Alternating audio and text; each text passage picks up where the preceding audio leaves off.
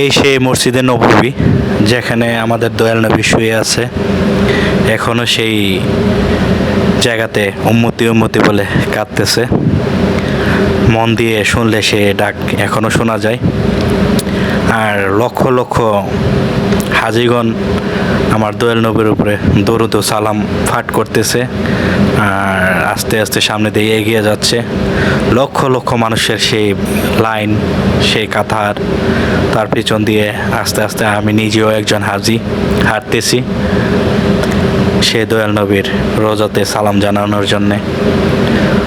একটাই কথা সবার মনে, সালাতু আসসালামু আলাইকা ইয়া রাসূলুল্লাহ, সালাতু আসসালামু আলাইকা ইয়া হাবিবাল্লাহ। একটাই কথা সবার মনে। পৃথিবীর যত মুসলমান আছে সবাই এই নবীজির রোজা শরীফ জিয়ারত করার উদ্দেশ্যে আসে এবং জিয়ারত করে। যাদের নসিব মিলে তো দয়াল নবীর রোজার পাশ দিয়ে হাত দিয়ে শুয়ে দেখতে পারে, আর যাদের কপালে আল্লাহ রাখে নাই তারা একটু দূর থেকেই সালাম ও দরুদ পাঠ করে।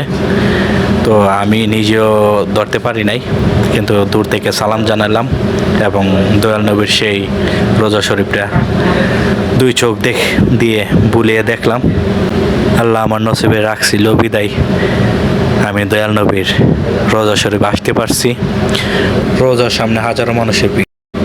এই সেই মসজিদে নববী যেখানে আমার দয়াল নবী এখনো শুয়ে আছে। সে জায়গাতে আলহামদুলিল্লাহ 2 রাকাত নফল নামাজ পড়ায় আল্লাহ তৌফিক দান করছে। নামাজ পড়তে পারছি, আল্লাহর কাছে লাখ লাখ শুকরিয়া।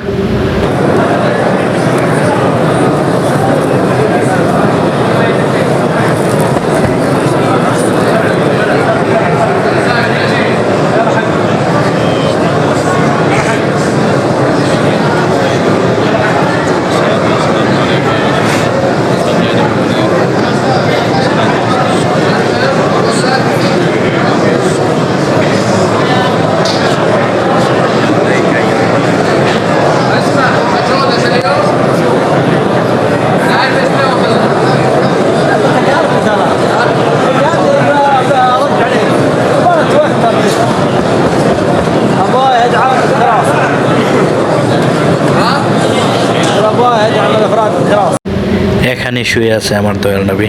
সেই জায়গাটা দেখতে পারতেছেন আপনারা।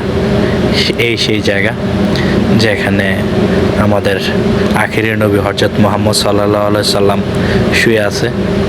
আর হাজারো মানুষের ভিড় এই জায়গাতে, দাঁড়ায় থাকার মতো না। ঠেলাঠেলির মাধ্যমে সবাই পার হয়ে যাইতেছে আর সালাম জানাতে আছে দয়াল নবীর উপরে দরুদ ও সালাম আমার আল্লাহকেও জানাচ্ছে।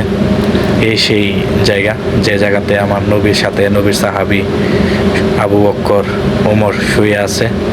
এই সেই জায়গা, এই সেই স্থান। পৃথিবীর সবচেয়ে মূল্যবান স্থান হচ্ছে সেই মদিনা।